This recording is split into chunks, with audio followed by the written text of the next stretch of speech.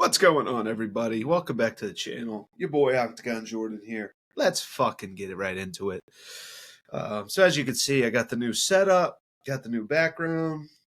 Everything's a work in progress. I'm going to get new lighting, get one of those sick ring lights, really illuminate myself for you sick bastards out there. But this is what we fucking got right now. So it is what it is. But what I want to get into in this video is UFC 297, specifically Dricus du Plessis versus Sean Tarzan Strickland. Yeah, that's right. Tarzan Strickland. These two guys are absolutely botching fight week. If there's a award for lowering hype, we got to give it to Dricus and Sean Strickland. I mean, this is just fucking flat out embarrassing. These guys were crushing it, absolutely crushing it. So going into this fight, they had no heat with one another. They had the press conference right before UFC 296. Sean Strickland's an absolute hypocrite. He thinks that he can get away with everything and anything.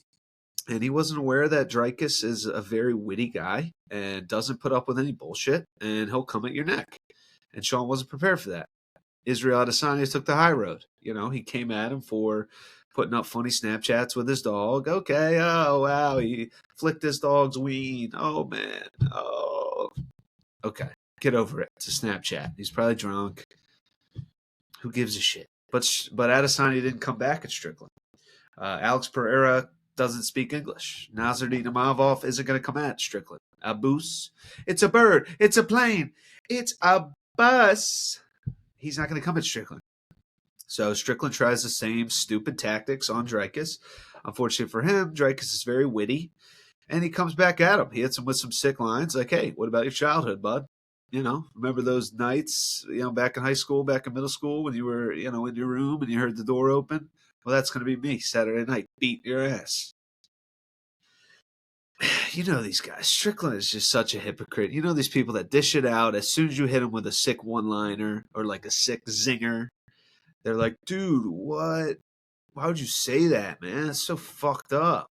Why would you go there? I was just kidding. Like, I was just talking about your car, how you're dressed. I wasn't getting, like, that deep, that personal. That's so fucked. Shut up, Strickland.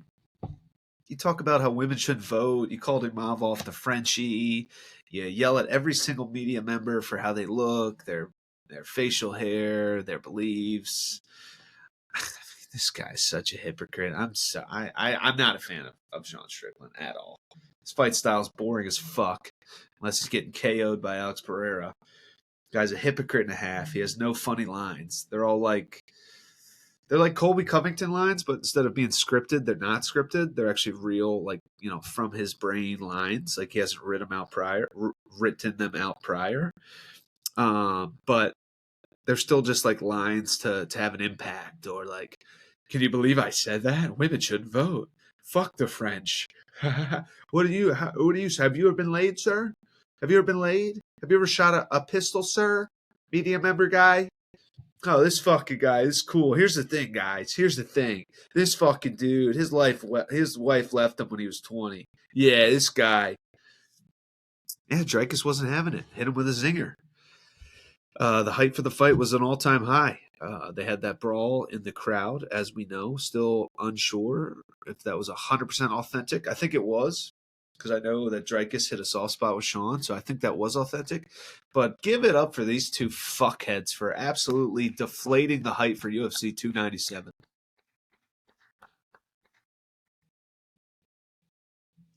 These two fucking idiots. Wow. Really surely know how to deflate the hype.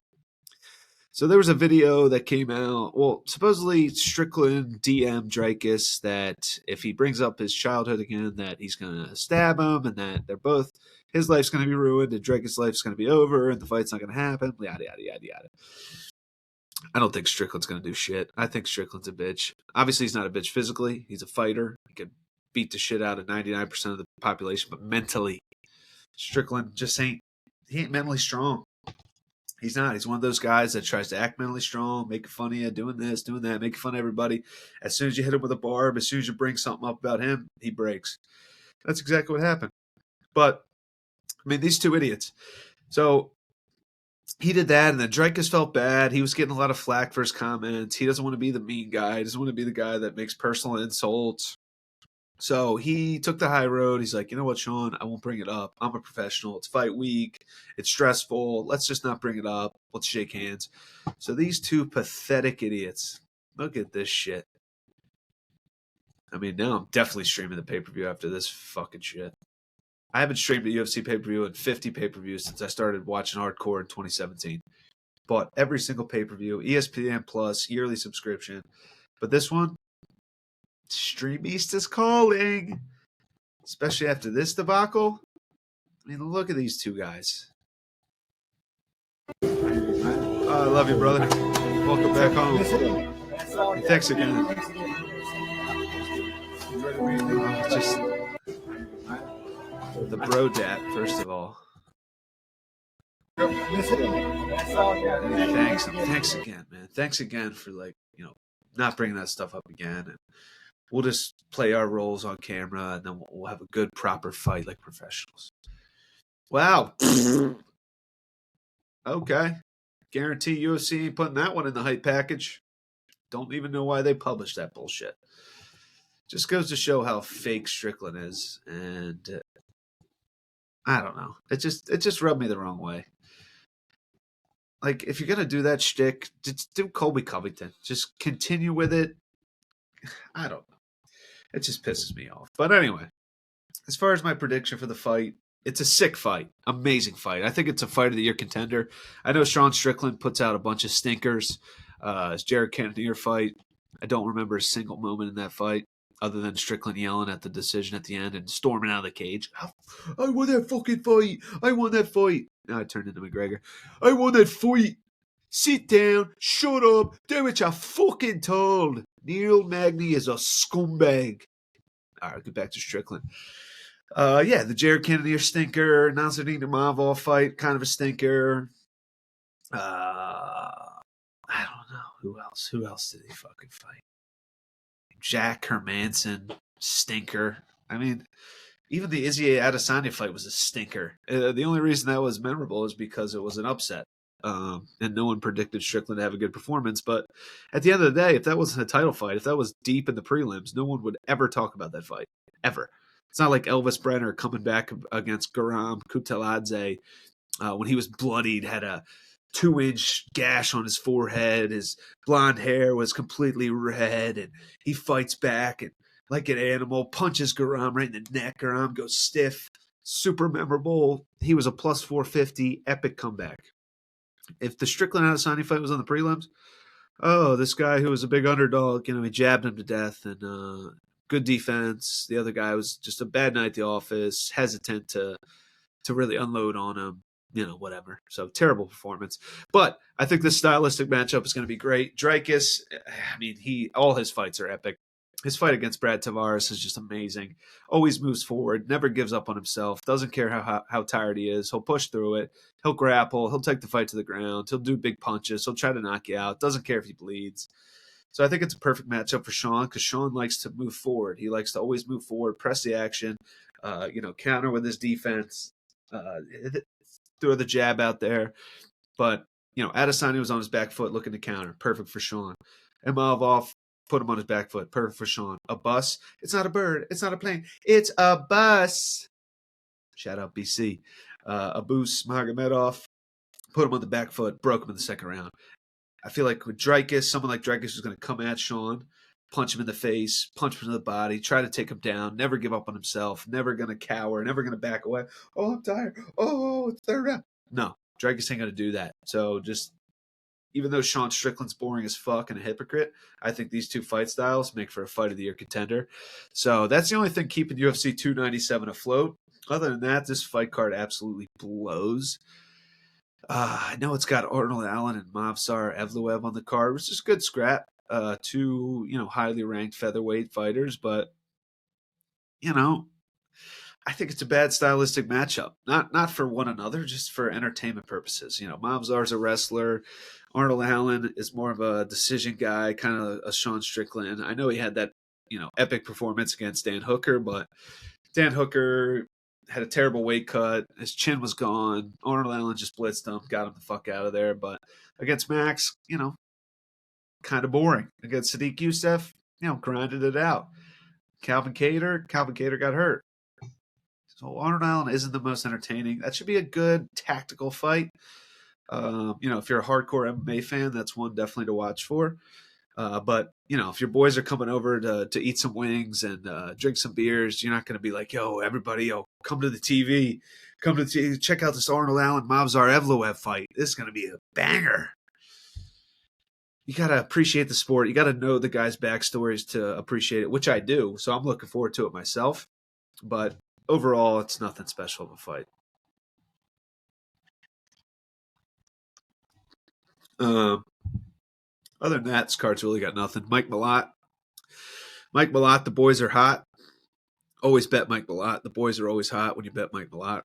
He's a lock. Bueno Silva, a lock. And then the main event, I've honestly been going back and forth on this one. I really have. I legitimately have. I started off on Dricus. I was like, Dricus is just going to body this guy. Dricus TKO'd Robert Whittaker. Dricus stopped Aaron Till, stopped Derek Brunson. Towel got thrown in. He's going to body Sean Strickland. But then I started thinking about it more. Strickland's in the best shape of his life. The pictures we've been seeing from training camp, he looks absolutely shredded. His defense against Dricus might be good. He might be able to outlast Dricus, hit him with some jabs to the nose, re-break his nose.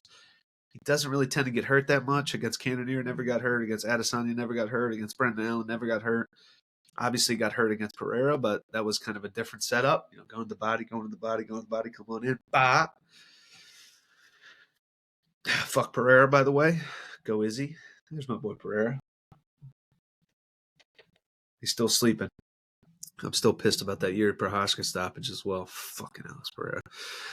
But anyway, so then I was like, Strickland, he's a champion. He's in the best shape of his life. I could see him outlasting Dricus, going to a decision. But no, early prediction, I'm going Dricus du Plessis. I think it goes far. I think it goes at least to the 4th round, maybe all 5 rounds decision. But right now I'm predicting 4th round TKO for Dricus du Plessis.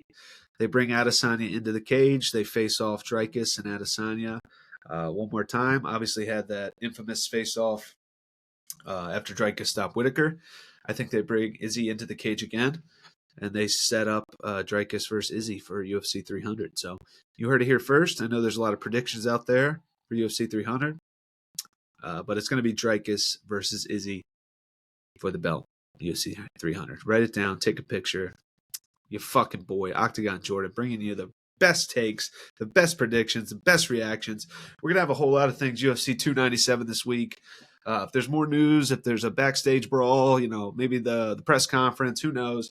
Full card picks are coming out. Obviously, my Packers are playing the 49ers this weekend.